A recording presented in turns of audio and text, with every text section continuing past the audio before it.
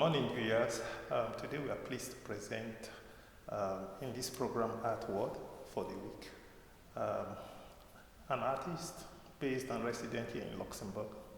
Her name is Esther Blanca Gomez or Blanesth. Okay.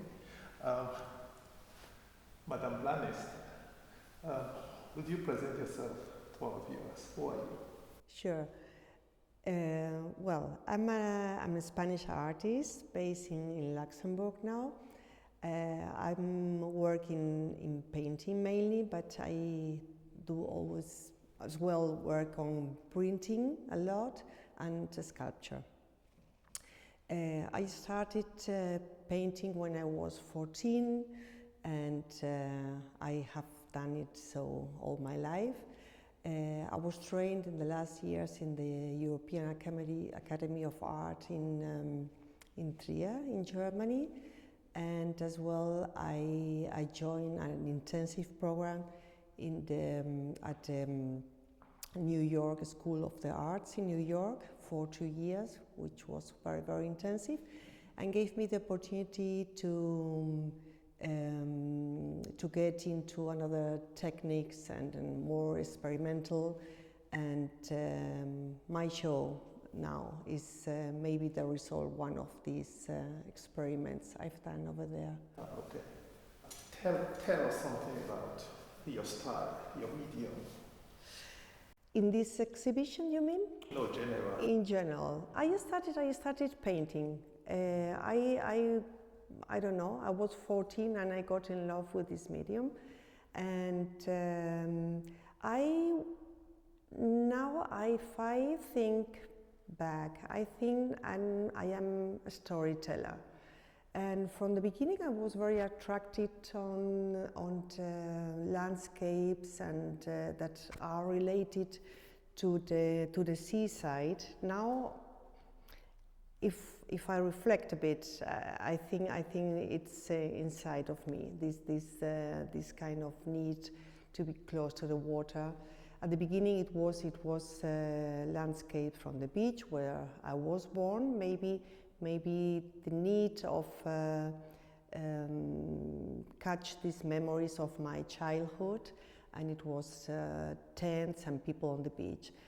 After that, I was working a lot with the life of on a pond with water lilies and kois and water again. I think I started one of my main projects. It was the Genios. It was a couple of years ago, and I went to Korea, where I was working with these women in a tiny island. They are a group of women. They dive for living. They catch mussels and seaweed. I was working with them for 2 weeks. My brother was with me documenting with photographies and video the whole process. And they are protected by the UNESCO. They are a group of women. They are reducing because they have no generation change. After that, so it was again with water, in the water, under the water, a bit obsessed with that. After that, I was living in Colombia for a couple of years.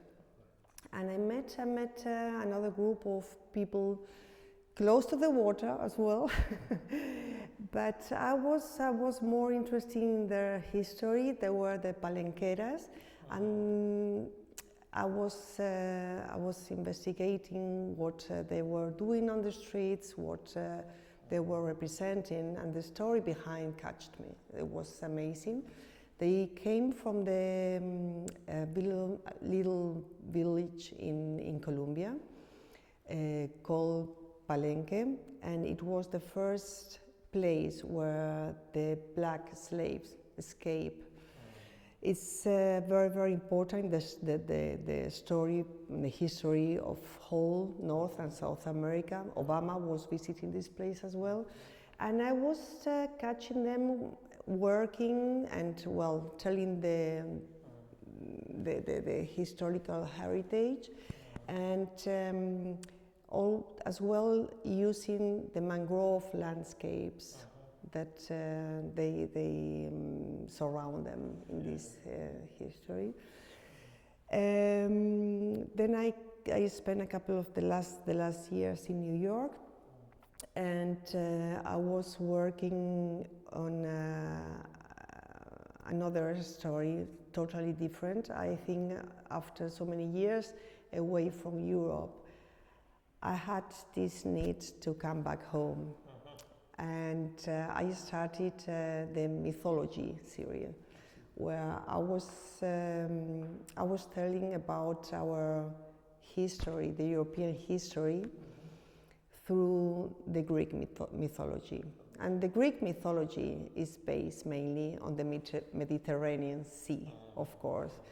In my experimental process in New York, I was quite reducing ideas and working in a bit more conceptual way in some things. And I've made a Syrian print, which is very nice. This house, how Ulysses could have seen the Mediterranean Sea through a porthole. So they are round prints in blue, very poetical, and the rest is well, try to catch these stories from a classical way. I treated the painting as well in a very classical way, and then I jumped to this series, which is something very special, something unique, and well, blue. Let's talk about your love for, your affection for water. Where did water first catch you, or when were you first attracted to water as an element? I was born at the sea. So I think I spent more happiest years of my life playing with the sun on the beach and struggling with the waves. I was born on the north of Spain, on the Atlantic coast. It's very, very rough. It's not a nice Caribbean soft and warm water. It's really rough, and it has a lot of movement. It's just passion. And I moved away when I was 8 years old, and it was always a kind of a sad feeling thinking back of these years. I think everybody thinks in their or his childhood in a very romantic way, idealizing sometimes what we have lived before. But I live spending time in the water. I love swimming and any kind of water, not only sea. I love water and being there inside. Water being, looking at your work sometimes, the water as it's reflected look placid, at other times not so placid. In your own conception, what do you think of water? Is it something that is cool, placid, or violent? I think we are in a global moment where water is getting an extreme importance in our lives, for the lives of our children in the future. All the waters are contaminated, more or less, and I think intuitive. I was trying to catch the water, just to keep it enjoyable and drinkable, and well, praying for this to be what it was before. Yeah. Did you ever experience or hear about any story of people drowning in water? Of? People drowning in water, dying in water. I don't have any story about it, just the opposite. I made a series. I try to see the things positive. I think we see a lot of chaos and a lot of really bad news, wars every day. So I try to put things a bit more positive with a bit more enthusiasm. And I've done a series on these Basel swimmers who dive into the river Rhine and swim for a while. And this is the enjoyable part of the water I want to represent. Yeah. The other part, I think, is the pollution and contamination in it is bad enough. It's bad enough, yeah. Mm. Okay, so you have the element water. The various mediums you tried to capture and express these elements. Have they varied, or it's just been this current technique that you use? Well, this is a very uncommon way to use this technique. This is what I've done here. This is cyanotype.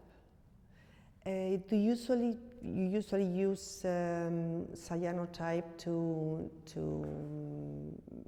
transfer negative of photographs, or just to catch the silhouette of objects, plants mainly. And I wanted to catch the water itself. So I can tell you about this project exactly, and it's called 5,000 Miles. It's a global project I started 2 years ago in Seattle. I traveled from Seattle to New York. In this trip, I took all the waters I found on my way back to New York to catch the water with cyanotype. Because I'm not coming from the photographic world, this cyanotype procedure didn't fit in my project, and I use it as a wet cyanotype. So I really let the water make the prints itself.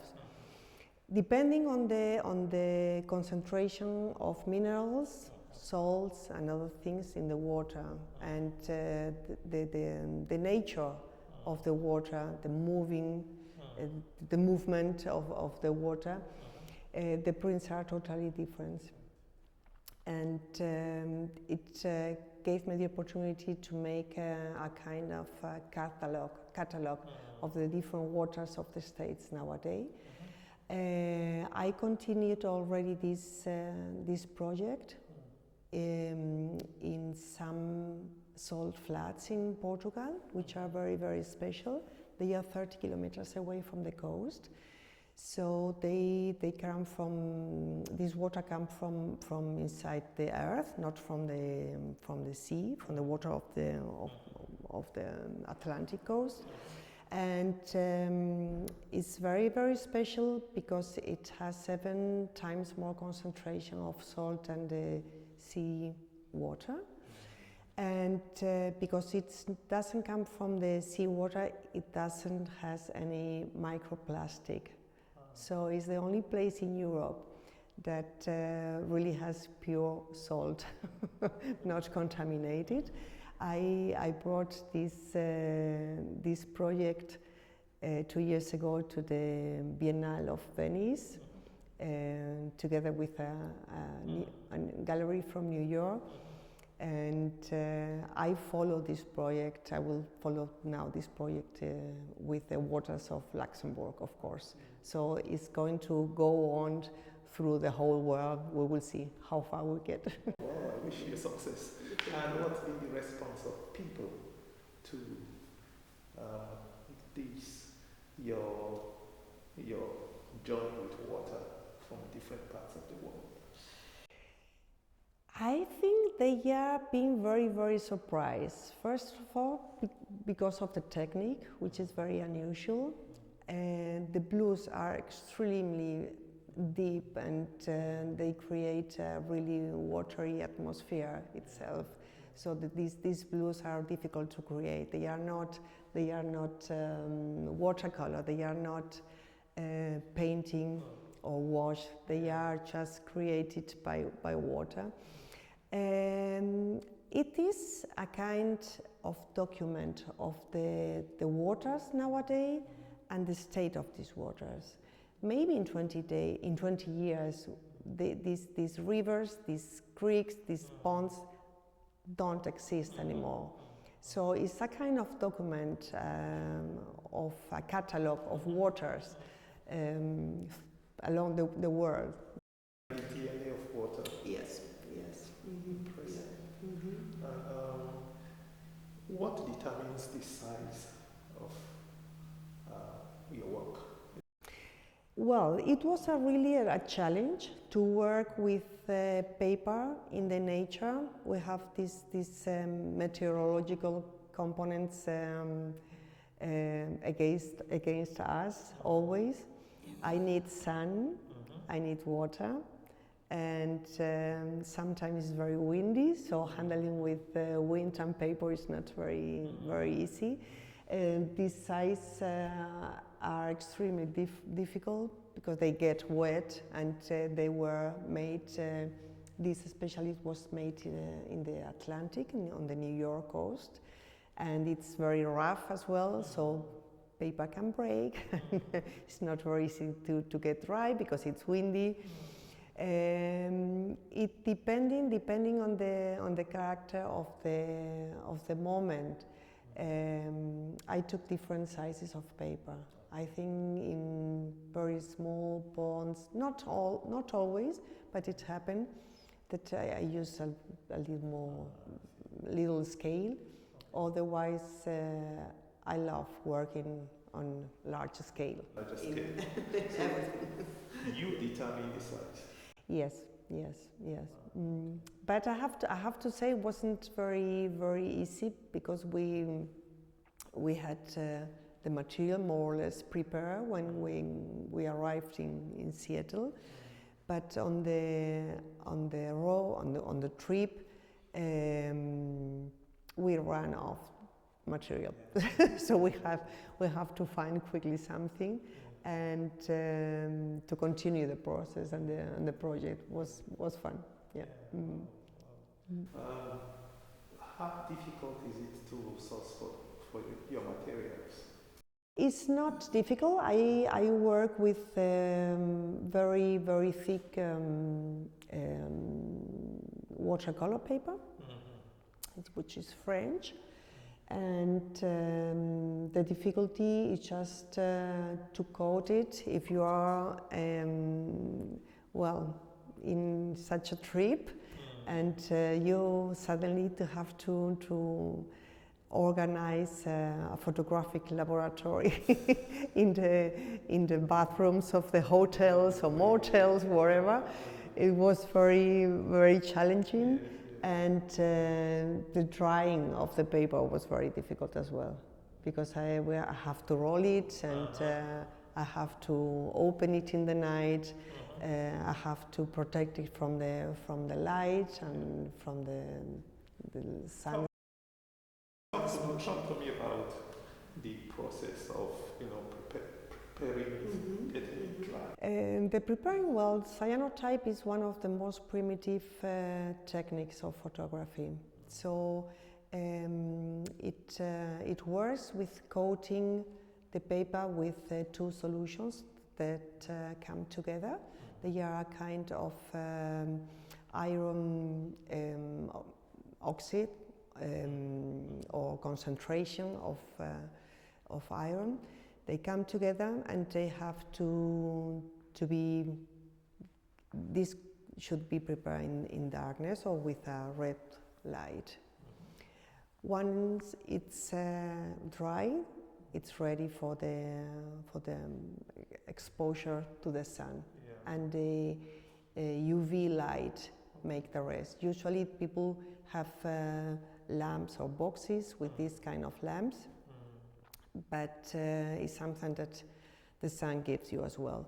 Especially if you are working with this size, you don't have these boxes to work with. Then I really took with the paper the water directly in different places, different ways. I touch the water with the paper directly. I let the waves of the rivers wash away some parts of the paper. I could manipulate it as well. I catched really frontal the waves of the ocean. And the nature of the water gave me a bit the idea how I could handle it. After that, you stop the process by washing it. It's like a photograph. So you develop it by stopping this process. And then this paper have to get dry in dark, which is, well, on the road it was the challenge of these things, yeah. So the logistics was very challenging. I see the way it's being displayed here. There's some magnets, some magnetic screws, Yes. I should say, that holds it intact. Yes. On the surface of the wall. Yeah. How heavy is it? It is quite heavy. Well, the paper is 300 grain, and we didn't want it to hide them behind the glass for a while. After the exhibition, you have to protect the paper, of course. But the surface and the structure is so velvety that you want to touch it. It's just almost like textile. It's beautiful, and some of them that I really. We've done it on the Salt Lake. There is something happened called salting out. So the concentration of salt was so extreme that the salt came out from the paper outside. So I didn't put any salt on the paper. The salt came out of as a reaction of this extremely concentration of salt. And you have really a relief of salt in this paper. You have to protect it. But for the exhibition, we just wanted to show these reliefs and all. Sometimes you have little leaves from the ponds or from the nature, and you can see it, you can almost touch it, and we wanted to leave it like this, yes. I'm just a bit curious. What are the differences between, really sea water and really fresh water? How do they react on these prints? Oh, very, very, very different. Very different. Depending, as I said, depending on the concentration of minerals and salts, especially, they get or they give you an oxidation, very, very different. I think the water of the oceans have produced a very, very deep blue, a very clear, deep blue. And for instance, the water of geysers, which I've used as well from some national parks, I shouldn't say it. They are still roasted, so they have an extreme oxidation in the process, and they kept oxidized. Yeah. Did you ever try water from the oasis in the deserts? Yes, yes, of course. In the States, you have a huge amount of desert. Yeah, it was. I only used water. I was experimenting before with many other liquids, and but in this travel is just the documentation of the waters in the world. That's very interesting. And what's people like your work apparently, obviously, because I saw some on display here. They've been sold. Yes. Yes. Yeah. And how do you value? How do you put the price tag? Well, it's very, very difficult because they are unique pieces and maybe historical pieces, and well, the price is something very relative. Really. if you see it from this point of view, they are absolute priceless, and for me anyway. Would you say your work, they are affordable? Yes, they are absolutely affordable. Yes. Yes. Affordable for someone like me? I think so. They are, I think the smallest are under 2,000 for a couple, so which is a very quite good price. All right.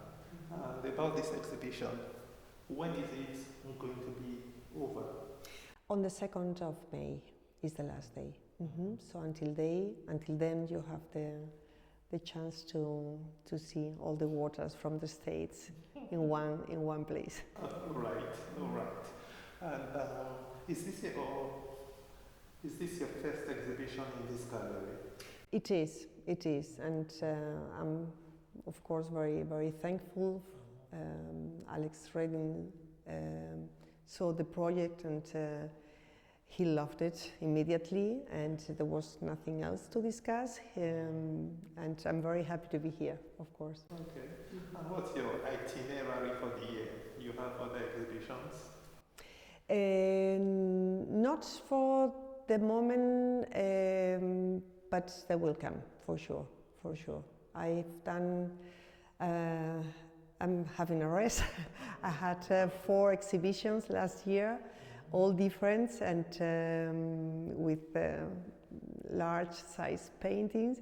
So I think this year I have to work on the next project and concentrate on working. Maybe I will make something in autumn, but until now I will be in my studio working. Yes. Last year you had 4 exhibitions. I have 4 exhibitions last year. Where? Yes. It was in Hamburg. I have a large exhibition. It was the opening and the presentation of my mythology serial. I have with the other series I told you about in the summer here in the Gallery Subtil in Luxembourg. The Fundación Valentini was in December as well, and I have a group exhibition on November in Madrid as well. So it was quite exhausting. Yeah. It was loaded. This is the premiere of this cyanotype series in Luxembourg, and I think I will be finished in the summer with the waters of Luxembourg, so I can show them next year probably. I'm sure the Museum of Natural History could be nice. Could be nice. We'll knock on the door, of course. And how can people reach you? I have an Instagram account, which is Blanesth.art. I have a webpage, blanesth.com, and through the gallery, of course. Well, you're all very welcome, and you can reach me to explain you the whole process and the different places where the pieces have been done, which is very, very interesting, why they look how they look. And I love telling a story, so I will be a pleasure to be around. Okay. Madam Gomez, thank you very much for your time. Thank you very much, and always very welcome.